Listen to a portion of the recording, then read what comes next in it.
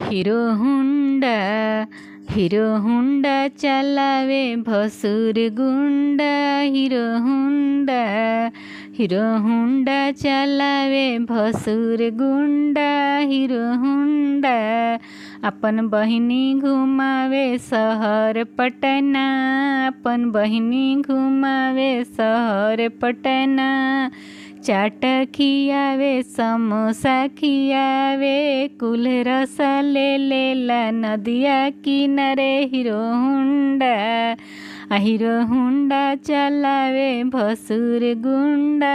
Hero Honda अपन बहिनी घुमावे शहर पटना।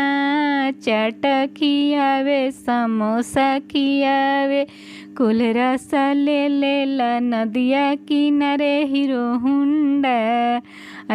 हुंडा चलावे भसुर गुंडा। Hero Honda.